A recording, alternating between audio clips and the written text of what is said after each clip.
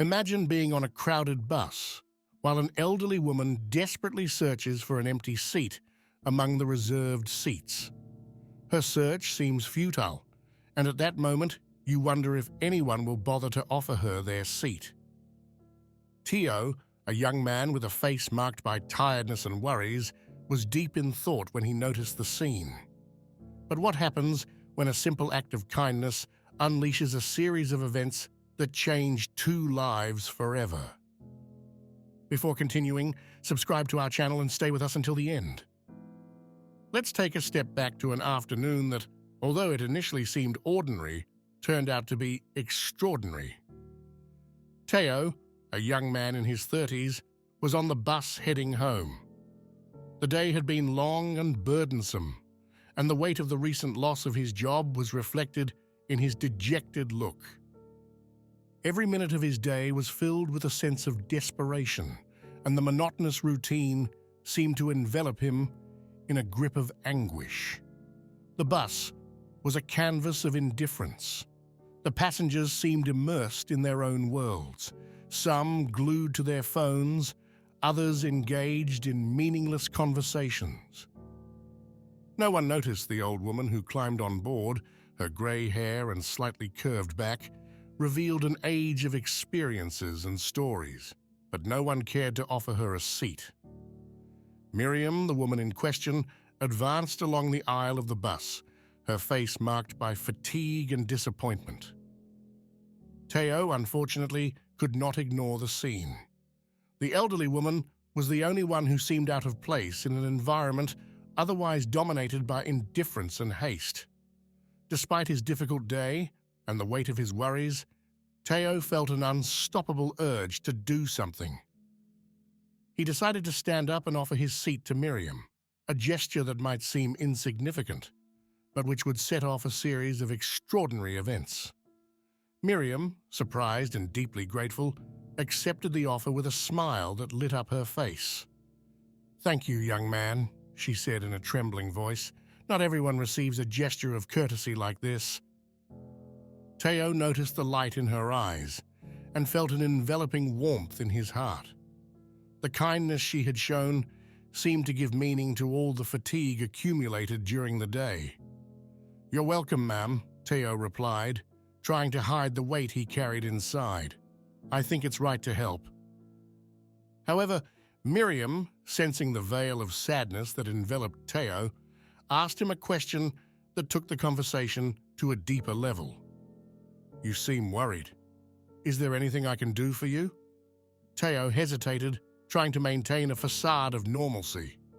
"It's just a rough day," he murmured, avoiding elaborating.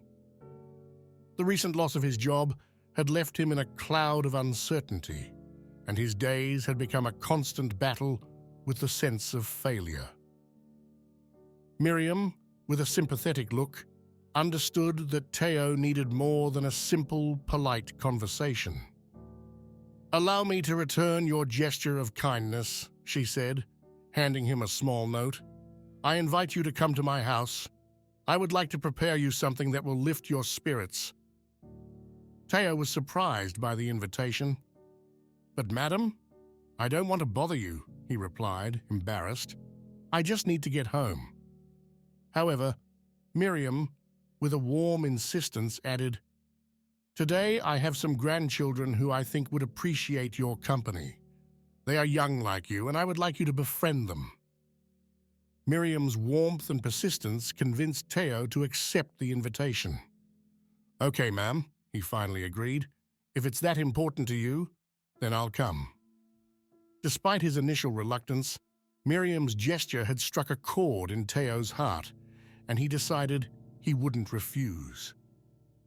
Arriving at Miriam's apartment, which was a few blocks from the bus stop, Teo was greeted by a middle-aged man.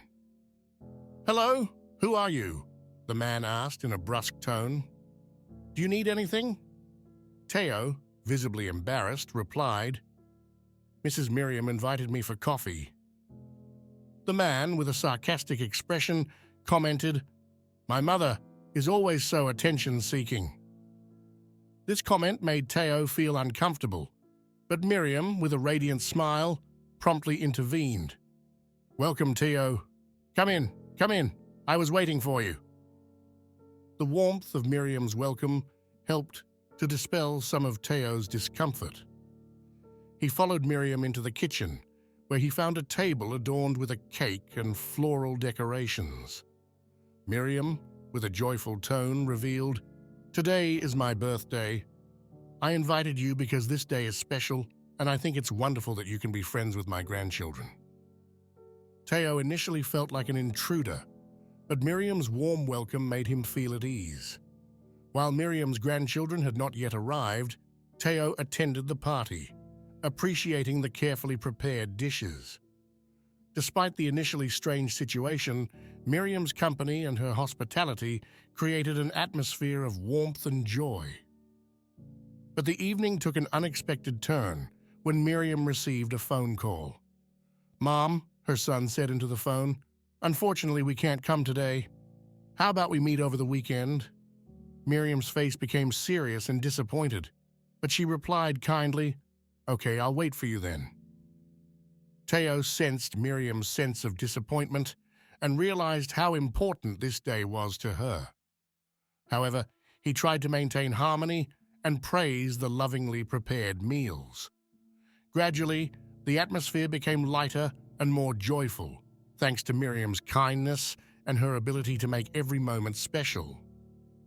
After the party, Miriam's son apologized for his earlier comment. "I'm sorry for what I said," he admitted. "Sometimes we get so used to my mother that we forget how special she is. Our busy lives make us lose sight of those moments." Teo responded with understanding. "Don't worry. I understand how sometimes routines make us forget the importance of these special moments. I am grateful to have had the opportunity to meet Miriam and be a part of this day." The meeting between Teo and Miriam, although initially strange, turned out to be a blessing. Miriam continued to stay in touch with Teo, visiting him and offering help in difficult times. Their friendship grew, and Teo began helping Miriam with small tasks, such as tending the garden and making small repairs. Miriam's children, reflecting on their absence, committed to being more present and affectionate with their mother. This reflection led to a renewed attention and appreciation for Miriam's presence in their lives. The awareness of the importance of family ties grew stronger. In the meantime, Teo found a new job, better than the previous one and close to his residence. In addition, the connection with Miriam's grandchildren deepened. In particular, Teo and Stefania, the eldest granddaughter, developed a deep friendship that turned into a romantic relationship. This new bond added an unexpected dimension to their extended family. Teo and Miriam's lives, united by a simple act of kindness, were enriched with experiences and relationships that no one would have ever imagined. Their story demonstrated that even the smallest acts of generosity can have extraordinary and lasting consequences. At the end of this story, we ask ourselves, how can a small act of kindness have such a big impact on the lives of others? What do you think?